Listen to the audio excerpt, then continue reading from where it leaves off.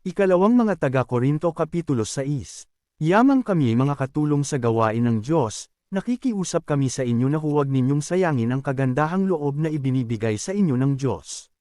Sapagkat sinasabi niya, sa kaukulang panahon ay pinakinggan kita. Sa araw ng pagliligtas, sinaklolohan kita. Ngayon na ang panahong nararapat. Ito na ang araw ng pagliligtas.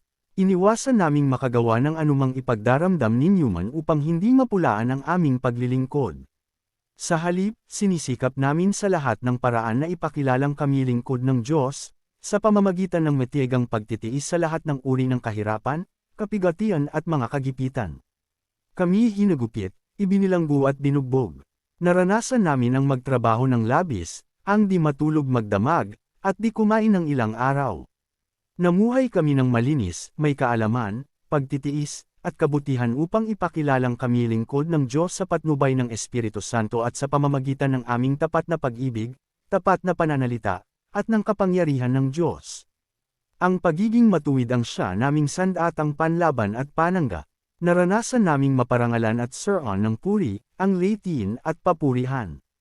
Kami itinuring na sinungaling, gayong totoo naman ang aming sinasabi, itinuturing na di kilala, gayong kami kilalang kilala, itinuturing na namamatay na, ngunit buhay naman, pinaparusahan kami, subalit hindi kami namamatay. Inari kaming nalulungkot, ngunit laging nagagalak, mukhang naghihirap, ngunit pinapayaman namin ang marami, parang walang-wala, ngunit sagana sa lahat ng bagay. Mga kapatid na taga-Korinto, tapatan ang pagsasalita namin sa inyo. Ibinukas namin ang puso namin sa inyo. Hindi namin isinara ang aming puso sa inyo, kayo ang nagsara ng inyong puso sa amin. Ako'y nagsasalitang tulad ng isang ama, kaya buksan naman ninyo sa amin ang inyong puso, tulad ng ginagawa namin sa inyo. Ang pakikasama sa mga di sumasampalataya.